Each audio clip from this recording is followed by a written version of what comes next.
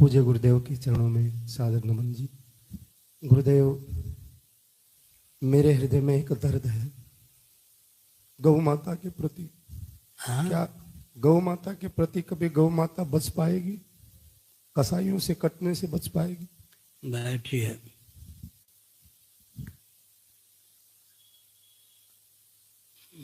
बैठ।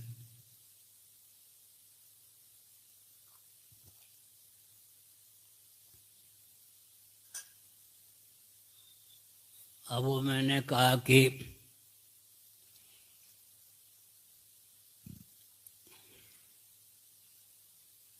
मूल बात है कि सनातन शास्त्र सम्मत विधा से शासन तंत्र होगा तब काम बनेगा।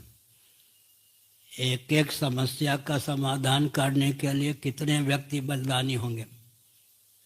क्या 50 समस्याएं मुहवाए हुए हैं। एक एक समस्या का समाधान करने के लिए जेल में जाएंगे लोग, जेल में ठूस दिए जाएंगे 2 महीने तक। या मैंने तो देखा है ना, मैं तो 52 दिनों तक गोरक्षा के लिए तिहाड़ जेल में बंद रहा हूँ।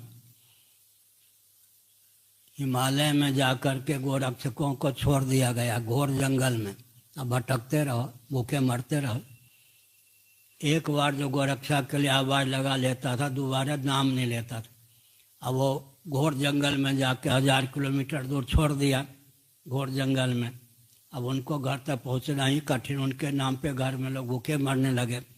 सरकार के पास जो है ना, साम दान दंड भेद इंद्रजाल उपेक्षा माया 7 प्रकार की नीति होती। साम दान दंड भेद इंद्रजाल उपेक्षा माया नीति के 7 भेद हैं। सामान्य ढंग से लोग समझते साम दान दंड भेद, लेकिन साम दान दंड भेद इंद्रजाल उपेक्षा माया आप लोगों को नहीं मालूम हुआ। मैं प्रयाग में था, कभी पूज्यपाद दंडी स्वामी नारदानंद सरस्वती जी महाराज के सानिध्य में उन दिनों रहता था। गवानंद हरि का नाम सुना होगा, देखा होगा या नहीं देखा होगा? नहीं देखा होगा।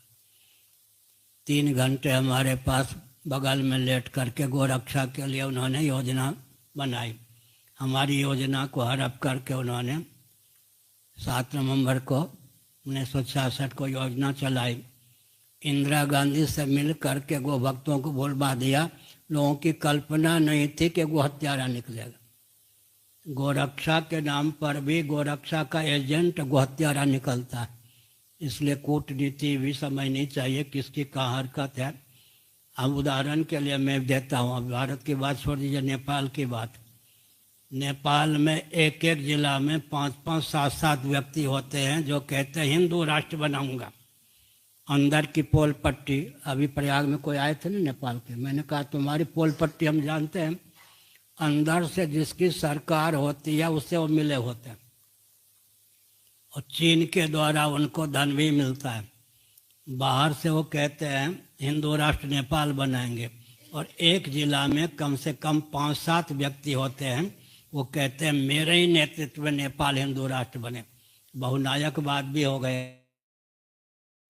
सरकार से मिलकर हिंदुओं के विरुद्ध में काम करते हैं ऊपर से। इसलिए इंदिरा गांधी से मिलकर के गवानंद ने गोभक्तों को भुनवा दिया। गाय के नाम पर कहाँ इंडिया गेट, पार्लियामेंट तक, जंतर मंतर तक 4 लाख व्यक्तियों को मैंने अपनी आंखों से देखा है। मुझे गोली तो नहीं लगी, मैं बेहोश हो रहा था। एक संत ने मुझे उठा लिया, छोटी आयु थी।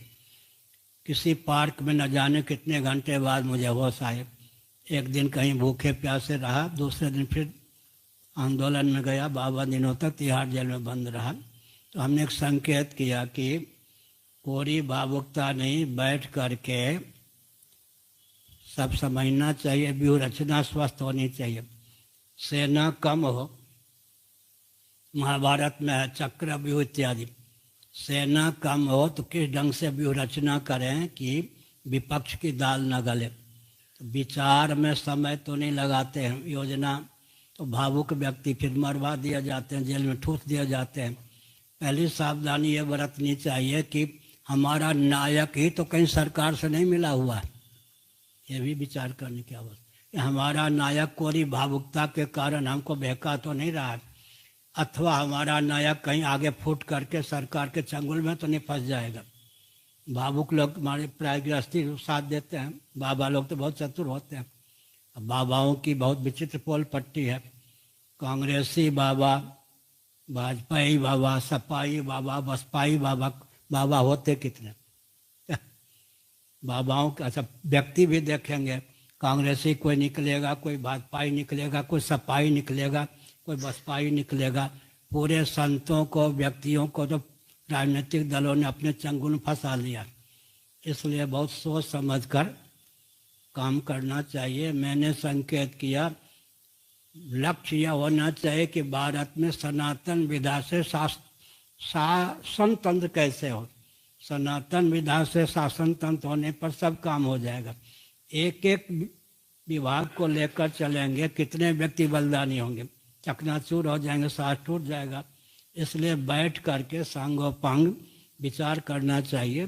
घूम फिर के देखने पर जो ये आंदोलन शुरू करता है वो कालांतर में सरकार का या तो कूटनीति के चपेट में आ जाता है, या जानबूझकर शासन तंत्र के पास क्या होता है, लोभ, भय, अकोरी भावुकता का भी उपयोग करने, अविवेक का भी।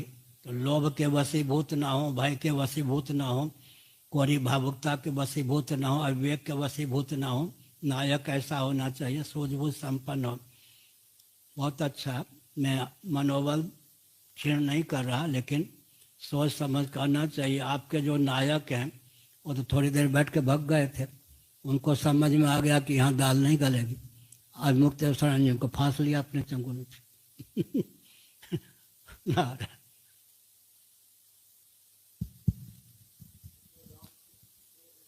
हाँ, बैठे चारों शंकराचार्य बैठे, श्रृंगेरी वालों से करवा लेंगे। श्रृंगेरी में रहा हूँ 87 दिनों तक। इस समय जो वरिष्ठ शंकराचार्य हैं उस समय वो विद्यार्थी थे। वरिष्ठ शंकराचार्य उन दिनों विद्यार्थी थे, 70 की बात होगी।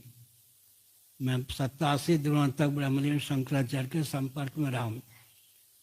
उन्होंने मुझसे एकांत में कहा, उन दिनों मेरा नाम ध्रुव चैतन्य ब्रह्मचारी था। उन्होंने कहा कि ब्रह्मचारी मेरी नीति सुन लो, जिसकी सरकार होती है प्रांत या केंद्र में, उसके विरोध में मैं काम नहीं करता। धन खो बैठूंगा, धन मुझे प्यारा है, जमींदारी हमारे पास है, और शास्त्र विरुद्ध भी काम नहीं करता। शास्त्र विरुद्ध काम करूंगा तो नरक में जाऊंगा, शासन के विरुद्ध में काम करूंगा तो धन मान से विहीन हो जाऊंगा, जेल में ठूस दिया जाऊंगा। मैं तो बच्चा ही था। मैंने कहा जहाँ आपको बोलना चाहिए वहाँ आप मौन रह जाते हैं, बताइए कहाँ जाएंगे?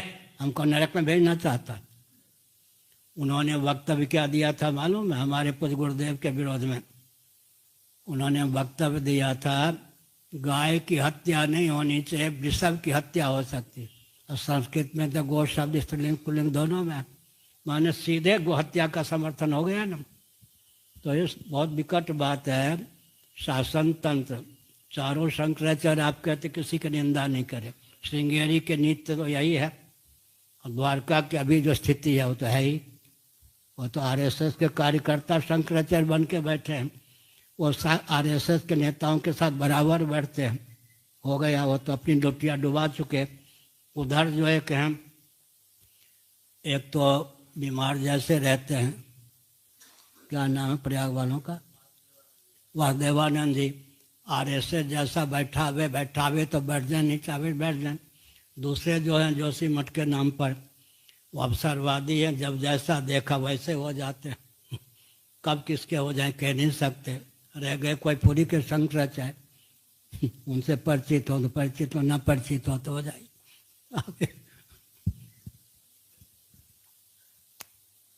हाँ, उसमें भी एक विचित्र बात, अभी आदित्यनाथ योगी मिले थे, 2 बार मिले थे। एक बार भारत के गृह मंत्री भी, भारत के गृह मंत्री बैठे, तो मैंने कहा अमित शाह हैं कोई? आदित्यनाथ योगी बैठे थे। मैंने कहा कि अगर मैं जो प्रधानमंत्री नहीं है उनको प्रधानमंत्री बना के घुमाऊं तो या तो अराजक तत्व आतंकवादी गिना जाऊंगा या विक्षिप्त। अब मोदी जी मेरे विरोध में आतंकवादी को देश विदेश में शंकराचार्य बना के घुमा रहे। अब कौन है मोदी जी, आप पहचान लीजिए। मैंने कहा था नरसिंह राव का मैंने क्या बिगाड़ा, रामालय ट्रस्ट में हस्ताक्षर नहीं किया, यही ना। नरसिंह राव ने मुझे मरवाने का, अपहरण करने का पूरा प्रयास किया। यहाँ जज स्वामी जी रहते थे, हाई कोर्ट के रिटायर्ड जस्टिस, उनको कहीं से मालूम पड़ा, 2 दिनों तक उन्होंने भोजन नहीं किया, बेहोश हो गए। बाद में हमको मालूम पड़ा आए नरसिंह राव ने। उसके बाद वाजपेयी जी आए, उनका दास नहीं बना, उन्होंने रौंदने का प्रयास किया। अब कौन आ गए हैं, मोदी। मोदी जी का हट है कि शंकराचार्य को अनुगामी बनाऊंगा, नहीं बनाएंगे तो चकनाचूर कर दूंगा। तो ये लोग क्या करेंगे, हम ही से भिड़ते, और जो हमसे टकराएगा चूर चूर हो जाएगा। हो गया, चला नारे। अब उधर